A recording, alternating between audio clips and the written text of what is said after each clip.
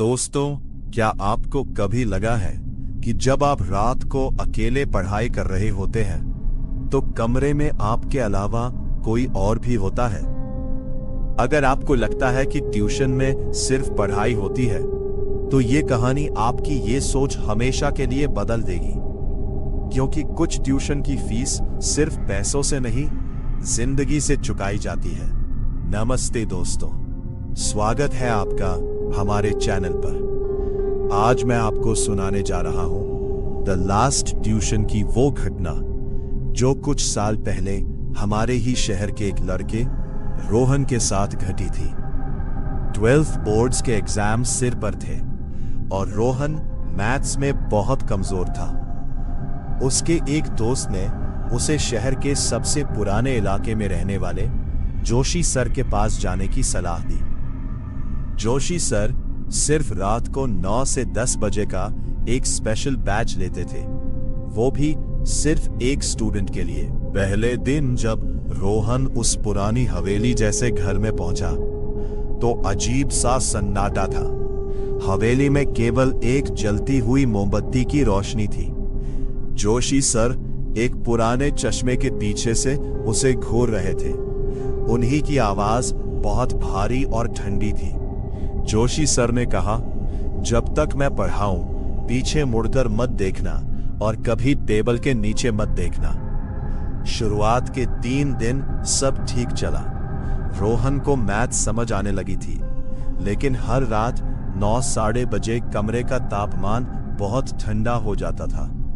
ऐसा लगता था जैसे कमरे में सांस लेने की जगह कम हो रही है। हवा में एक अजीब सी सड़ी हुई गंध फैल जाती थी। चौथे दिन पढ़ाई के दौरान रोहन का पेन हाथ से छूटकर नीचे गिर गया और सीधा टेबल के नीचे चला गया।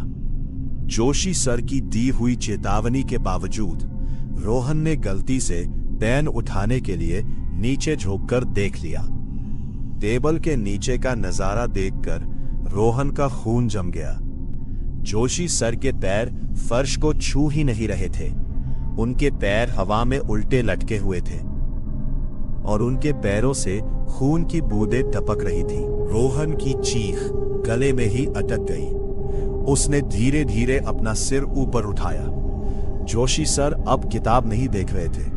वो अपनी गर्दन को 180 डिग्री मोड़कर सीधे रोहन की तरफ देख रहे थे। उनके चेहरे पर एक भयानक मुस्कान थी। जोशी सर ने एक ठंडी आवाज में कहा, मैंने मना किया था ना कि नीचे मत देखना। रोहन बिना पीछे देखे दरवाजे की तरफ भागा। दरवाजे का हैंडल लॉक्ड था। पीछे से जोशी सर के रेंगने की आवाजें पास आ रही थी। रोहन ने अपनी पूरी ताकत लगाकर दरवाजे को लात मारी और किसी तरफ बाहर भाग निकला। रोहन भागते हुए पुलिस स्टेशन पहुंचा। जब पुलिस अगले दिन उस पते पर गई तो वहां सब हैरान रह गए। वो हवेली पिछले 10 सालों से बंद पड़ी थी।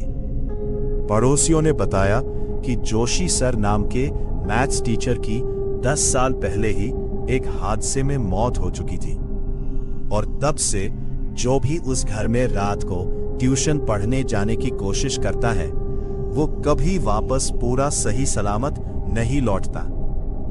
रोहन खुशकिस्मत था जो जिंदा बच गया, लेकिन उस रात के बाद से उसने कभी रात में अकेले पढ़ना तो दूर, ट्यूशन जाना भी छोड़ दिया।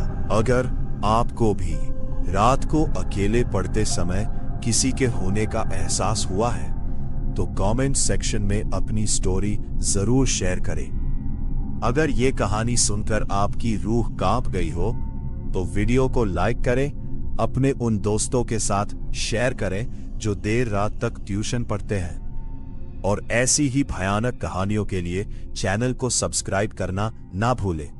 मिलते हैं अगली डरावनी रात में एक नई कहानी के साथ।